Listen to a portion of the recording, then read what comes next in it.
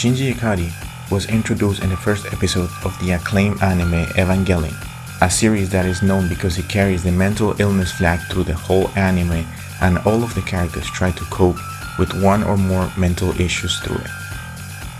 Even though he was not diagnosed at any point of the anime, Shinji clearly suffers from mental illness. He neglects other people, isolates himself, and he's put in such a position during the events of the anime that only worsens his condition. He constantly runs away from his responsibilities. When the situation is overwhelming, he finds himself forced to pilot a goddamn robot. He's forced to save humanity, and even though he plays a very important part in the story, he just can't get in the robot. Shinji just tries to avoid these crazy situations because he's just a kid being forced to get into the robot by a father that barely acknowledges him. He constantly tells himself to not run away, but he's unable to do it because he doesn't have the mental tools necessary to do it. Act that only gets him worse, as he's trapped in his own mind. Shinji suffers from social anxiety. He fears being judged by other people. He avoids being the center of attention, even though he is the main character and the catalyst of the ending of the show. His defensive mechanism is to abandon everything, beat himself over the useless feeling, listening to the same songs over and over again. He carries a lot of weight through the story.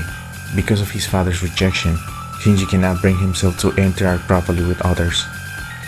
After many years, Shinji is called out by his father Gendo and uses him as a medium to act after his own agenda, giving Shinji only two options: pilot the goddamn robot quickly or leave. Shinji quickly realizes this, and after seeing a badly wounded Rei, he accepts. This is a trick by Gendo, of course. Almost everything that happens in the show pushes Shinji to develop or worsen his mental condition. Because of Gendo, Shinji developed a genital fixation. Shinji doesn't know how to deal with women, as there are several examples that prove this. Once he tripped and landed out of a naked Rei, and he didn't move, not until he was told by her.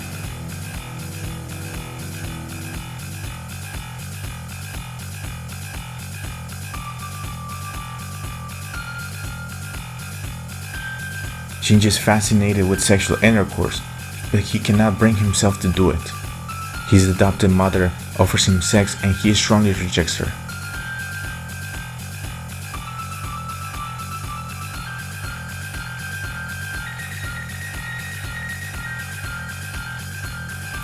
In a different occasion, he tries to kiss Asuka, another pilot, while she was sleeping. However, after thinking about his mom, he abruptly stopped.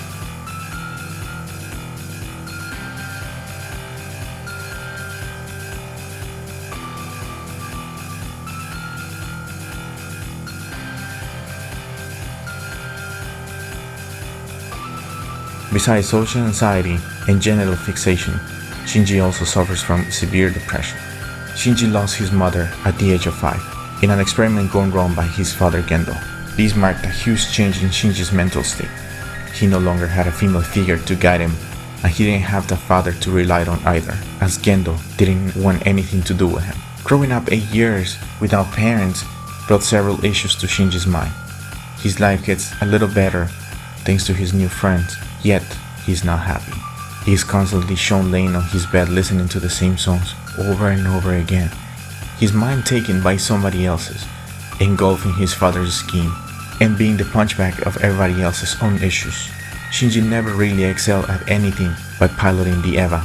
It became important as he always felt lonely and worthless, and finally doing something he's good at that became his purpose. He's forced to go into battle by his father all the time, being used as a tool. He's even forced to kill his own friend, Kaworu, the only one that really loved Shinji for what he really was. Shinji was never given a reason to be happy. He was truly alone, and that's why he never really cared either, as he struggled thinking and making decisions show. Evangelion is a very psychological anime. Hideaki Anno, the director of this fantastic anime, mirrored his 4-year battle with severe depression into it. He wanted to visually explain what a depressed person lives like and how painful it can be to be in that state.